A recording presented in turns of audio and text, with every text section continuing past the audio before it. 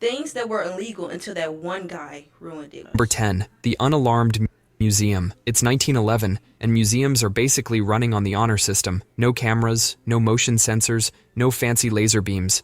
Okay, first of all, that's already a hazard right there because we were people. People steal, people lie. You can't have a museum with priceless art, priceless sculptures, with no camera, no mic, and no detectors. There's already danger waiting to happen. Just some velvet ropes and a guard who's probably dreaming about his lunch break. The Louvre in Paris was especially casual about security. They had this famous painting called the Mona Lisa. It was just hanging there on the wall, held by 4 simple hooks. No bulletproof glass, no alarms, not even a please don't touch sign. Okay, wait. Y'all know the Mona Lisa, right? Some people say that they remember her smiling, but some other people say that they don't remember her smiling. And then everybody's saying it's like some type of Mandela effect. So, like, do y'all remember her smiling or do y'all not remember her smiling? Because I think she had a smile, right? Just like a little cute little lift on the side of her lips right there, just a little bit. Workers would sometimes take paintings down to clean them or show them to photographers, so nobody really batted an eye when this guy in a white worker's smock was seen near the painting. That guy was Vincenzo Peruggia. He had hidden in a closet overnight. On Monday morning, when the museum was closed, he simply waited until nobody was looking, took the painting off the wall, and walked out. He didn't have some elaborate Ocean's 11 plan, no rappelling from the ceiling or cutting holes in the floor. He just took it, and nobody even noticed. He just took it. See, this is why you need cameras, you need motion sensors, you need detectors, you need all that. Security. Was there no security? I understand there was no like technology things like detectors and stuff like that. But no real people like security. Now, that's y'all are actually stupid for doing that. Was missing for 24 hours. The guards thought the painting was being photographed somewhere in the building. The photographers thought it was being cleaned. It was a complete mess. Peruggia, an Italian handyman who had worked at the Louvre, kept the painting in his Paris apartment for 2 years. He stored one of the most valuable artworks in history in a trunk under his bed. When he finally tried to sell it to an art dealer in Florence, that's when he got caught. But thanks to this one guy who proved how easy it was to steal priceless art, museums around the world had to completely rethink their security. Now, the Mona Lisa sits behind multiple layers of bulletproof, climate-controlled glass and is one of the most heavily guarded works of art on the planet. Number 9. Bring your own soda refill. Back in the 80s and early 90s, convenience stores had this amazing deal going. You could bring any container you wanted and fill it up with soda for just one refill price. The stores figured people would be reasonable about this. Maybe bring in a slightly bigger cup or a water bottle. No, there's no such thing as reasonable people. Some people, everybody has intrusive thoughts, and some people are not afraid to act on severely said intrusive thought. underestimated Oh, why did it just play? human ingenuity. The legend goes that a guy, let's call him Gary, Why are we calling him a legend? For not following the rules? showed up to his local 7-Eleven with a 5-gallon water cooler jug. The cashier was annoyed, but the sign said, any container, so they let him do it. But Gary got greedier. The next week, he returned, this time with a small, clean, 15-gallon trash can. He rolled this A trash can. See, this is the greed that they talk about in the Bible, because why are you bringing a trash can to a 7-Eleven for some drink? You can't even drink all of that. No human body can consume that amount of whatever it is he getting.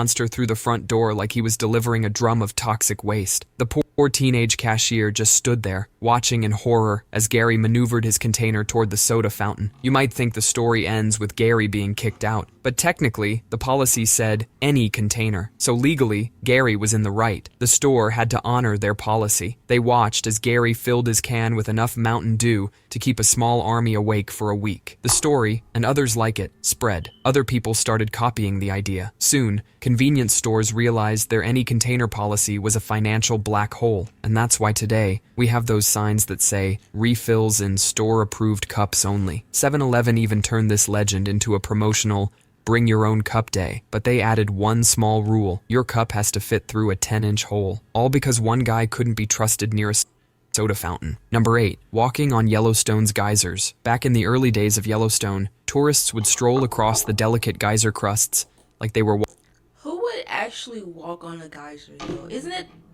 the thing that push out like steam, like hot steam. Walking through a park. Some folks even used the hot springs as personal hot tubs. Others would toss coins, trash, and logs into the geysers just to watch them erupt. Then came David Allen Kerr Oh my goodness. in 1981. This 24-year-old man saw a friend's dog jump into Celestine Pool, one of Yellowstone's hottest springs. Without thinking, he dove in to save the dog. The water in Celestine Pool is about 202 degrees Fahrenheit, hot enough to cause fatal burns in seconds. By the time they pulled him out, he had third-degree burns over his entire body. His friend reported his skin was peeling off and his eyes had turned completely white. His last words were reportedly, "That was stupid. How bad am I? That was a stupid thing I did." He died in a Salt Lake City hospital the next day. Dave wasn't the only one. Over 20 people have officially died from hot spring-related incidents in Yellowstone. People would regularly fall through the thin, fragile crust around geysers. Okay, so why don't they like put fences around it? Is that not common sense so that people won't fall over? And what about like little children? Like, are they not put in thought? Like, come on now. These horrific incidents, the Park Service cracked down hard. They built the extensive boardwalks you see today and made it strictly illegal, with hefty fines and jail time, to leave them. Number 7. The lost ticket parking garage exploit. Most parking garages used to have a simple policy for lost tickets. A flat, lost ticket fee, usually around $20. The logic was simple. People lose stuff sometimes, so a reasonable penalty was enough to cover the inconvenience. But then some clever folks figured out a way to game the system. Imagine you're parking your car at the airport garage for a 2-week vacation. At $25 a day, that parking bill would cost you $350. But instead of paying that, you'd just walk up to the booth on your way out and say, "Oh no, I seem to have lost my ticket." Then you'd pay the flat lost ticket fee of $20 and drive away feeling like a genius. This life hack spread like wildfire among business travelers and frequent Okay, don't be mad at me, but that is actually really smart. Like, I feel like that's something that I would do. Out of $330, he said, you can only pay 20. That sounds like something that I definitely would probably do. and frequent flyers. Some people would even deliberately destroy their ticket as soon as they parked. It got so bad that at some airport garages, a suspiciously high percentage of long-term parkers were suddenly losing their tickets. The parking companies knew exactly what was happening, but they couldn't just accuse every customer of lying. Imagine the PR nightmare. Evil parking company harasses innocent person who genuinely lost their ticket, so instead they change the rules entirely. Now, if you lose your ticket, you pay the maximum daily rate for every single day your car could have possibly been there. At some airports, that means you're on the hook for 30 days of parking, a fee that can easily top $1,000. Suddenly, nobody was losing their tickets anymore. Number 6, the lifetime warranty on tools. For decades, companies like Craftsman offered one of the best deals in retail, a no-questions-asked lifetime warranty. You could walk into any Sears with a broken wrench, and they'd hand you a brand new one. It didn't matter if you'd had it for 50 years, if your grandpa gave it to you, or if you ran over it with a truck. They didn't even ask for a receipt. This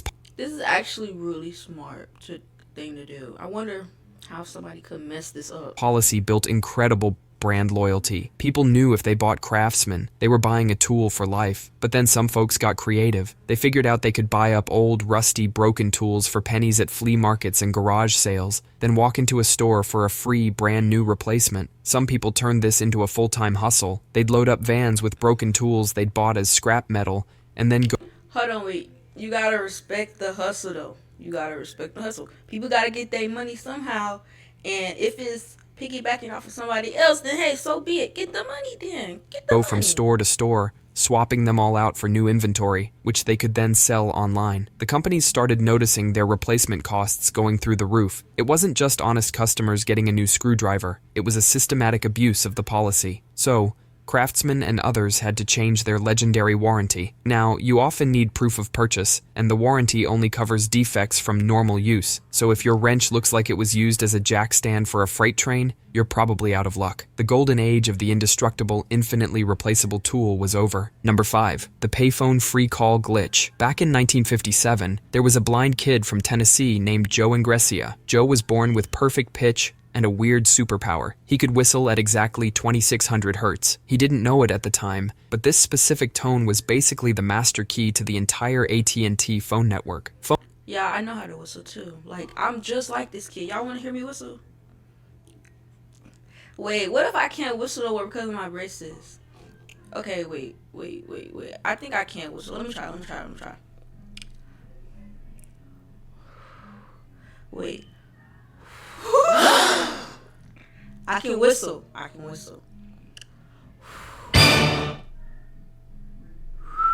Oh, literally just like that kid. What did he say? 24,000 hertz.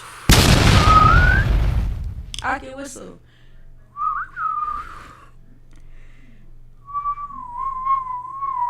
Oh, me doing all that playing. The video probably not gonna play no more. This is all your fault. Phone companies used this Thank exact you. frequency as an internal signal to tell their systems that a line was open and ready for a new call. Little Joe discovered this by accident.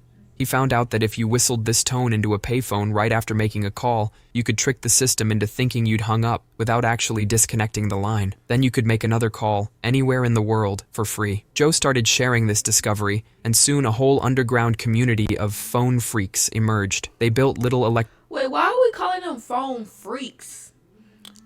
They said they built what? Why not phone geniuses? Because I bet you these kids are Asian, aren't they?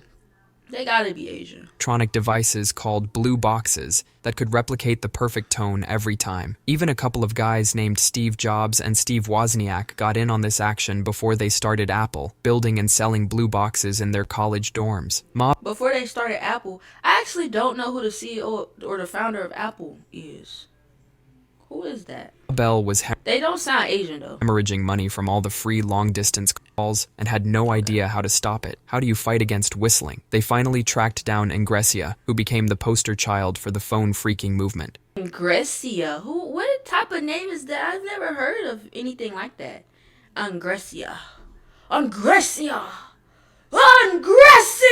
The phone companies were forced to spend millions to upgrade their entire signaling system, making it digital and impossible to hack with simple tones. And just like that, the golden age of phone freaking was over, all thanks to one kid with perfect pitch. Number 4, Nordstrom's return anything policy. Picture this. You're working at a Nordstrom returns counter, and a guy walks in dragging a set of car tires. Not shoes, not clothes, not even one of those fancy cologne sets. Actual car tires. Now, Nordstrom has never sold tires. They're a high-end clothing store, not an auto parts shop. But for decades, Nordstrom had a legendary return anything policy. No receipt needed, no questions asked. This policy was so famous that it became a business school case study on building customer loyalty. What do you mean by return anything though? Like, so say that this was a tech store.